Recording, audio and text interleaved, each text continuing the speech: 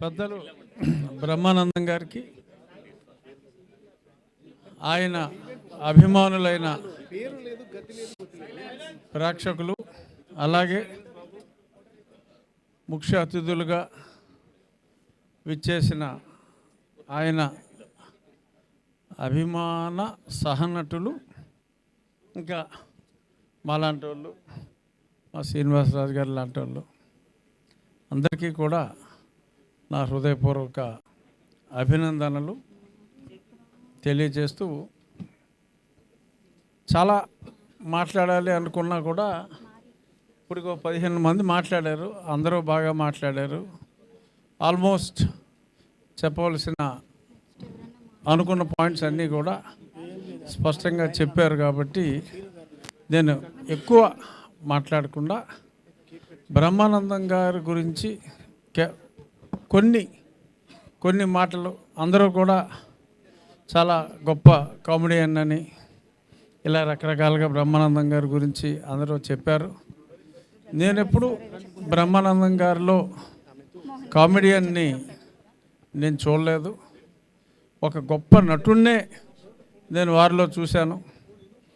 Cinema ఇండస్ట్రీలో హీరోలు చాలామంది ఉంటారు, నటులు తక్కువ మంది ఉంటారు. నటులు అంటే ఓ రామారావు, ఓ రంగారావు, నాగేశ్వరరావు, అలా తక్కువ మంది నటులు ఉంటారు. హీరోలు చాలామంది ఉంటారు. ఆ కోవకు చెందిన నటుల్లో ఒక విశిష్టమైన గొప్ప నటుడు డాక్టర్ బ్రహ్మానందం గారు. ఓకే, ఎక్కువ నవ్వించే పాత్రలు చేసి ఉండొచ్చు, కానీ నవ్వకుండా చాలా సీరియస్గా ప్రజల హృదయాల్లో, ఎవడైనా కొంచెం క్రికెట్ చూస్తూ ఉంటే ఎక్కువ ఎగ్జైట్ అయిపోతూ ఉంటే ఈడెవడరా గచ్చిబౌలి దివాకర్ గారిలో ఉన్నాడు, అలా కొంచెం ఐఎమ్ ఫ్రమ్ సాఫ్ట్వేర్ అంటే ఏదో కొంచెం ఆ స్టైల్లో మాట్లాడితే ఏదో బ్రహ్మి అనో ఈడెవడో గజాల గాల్లో ఉన్నాడురా అని, అలా ప్రతి సమాజంలో మనం చూస్తున్న క్యారెక్టర్లని ఒక బ్రహ్మానందం గారు పోషించిన క్యారెక్టర్తో కంపేర్ చేసుకుని ఆ సినిమా చూసినప్పుడు నవ్వటం వేరు. దైనందిన జీవితంలో బ్రహ్మానందం గారిని తలుచుకొని తెలుగువాడు ఉంటాడు అని నేనైతే అనుకోను. తెలుగువారి హృదయాల్లో చిరస్థాయిగా నిలిచిపోయిన ఒక గొప్ప వ్యక్తి. ఆయన ఒక మంచి ఫిలాసఫరు. ఈరోజు ఆయన ఉదయం ఆయన ఇంటికి వెళ్ళినప్పుడు పెద్ద పూజ గది, ఆల్మోస్ట్ ఈ హాల్లో ఓకే 1/4 ఉంటుంది. అంత పూజ గదిలో ఒకే ఒక్క దేవుడు వెంకటేశ్వర స్వామి. మనం మామూలుగా మా ఫిలిం నగర్ గుడికి వెళ్తాం, ఒక గుడికి వెళ్ళిన తర్వాత ఏంట్రా ఎంతకన్నా మంచిది వినాయకుడికి కనపడదాం, పక్కనే శివుడికి కనపడదాం, అమ్మవారికి కనపడదాం, అలా పైన సాయిబాబా 10 గుళ్ళు తిరిగేస్తాం.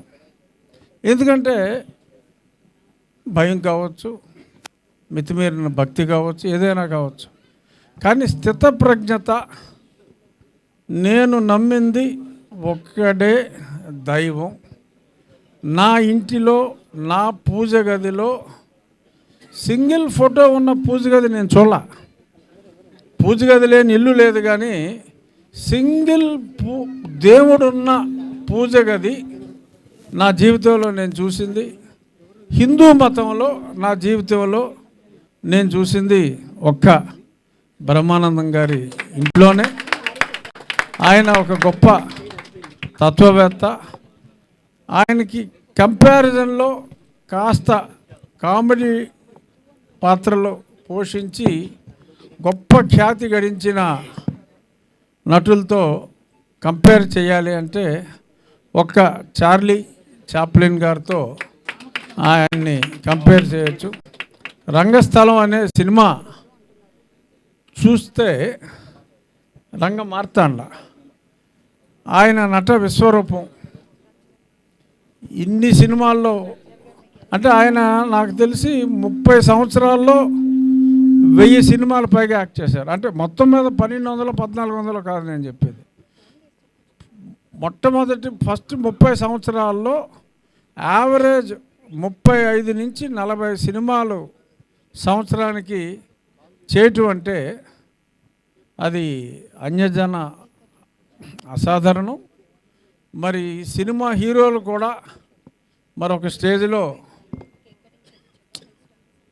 డామినేట్ బ్రహ్మానందం గారు ఉంటే మొత్తం స్క్రీన్ అంతా తినేస్తున్నాడు రా బాబు అని హీరోలు కూడా భయపెట్టిన గొప్ప నటుడు, మన అందరి ప్రేమ పాత్రుడు. పద్మశ్రీ అనేది ఆయనకి చాలా చిన్న బిరుదు అయినప్పటికీ కేంద్ర ప్రభుత్వం ఎంతో ముందుగా ఆయన్ని గౌరవించింది. ఇంకెన్నో గౌరవాలు అందుకోవలసిన గొప్ప వ్యక్తి డాక్టర్ బ్రహ్మానందం గారు. ఖచ్చితంగా అందుకుంటారు. ఇటువంటి గొప్ప వ్యక్తిత్వం గల నటులు ఉండొచ్చు.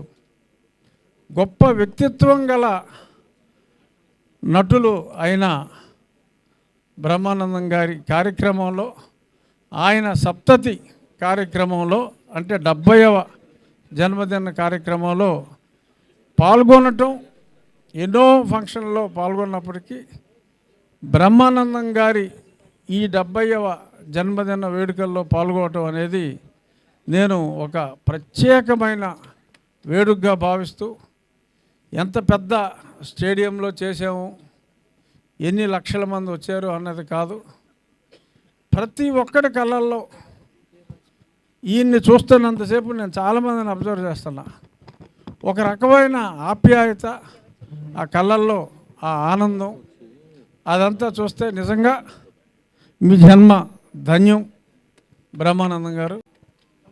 మీ స్నేహితులుగా మేము ఉన్నందుకు మేము కూడా ఇది మా అదృష్టంగా భావిస్తూ, భగవంతుడు కొందరికి చావు ఉండదు, అలాగా బ్రహ్మానందం గారికి మరణం లేని ఒక గొప్ప నటుడు. మరిన్ని దశాబ్దాలు మీరు ఉండాలని, నిండు 100 ఏళ్ళు కాదు, టెక్నాలజీ మారిపోతుంది, 100 ఇయర్స్ కూడా. మా సీఎం గారు ఇప్పుడు హ్యూమన్ లైఫ్ 120 సంవత్సరాలు అని చెప్పి చెప్తున్నారు. సో అంచేత 120 సంవత్సరాలు ఫిజికల్గా, ఆ తర్వాత very few people they are eternal. Brahmanandam garu is an eternal star.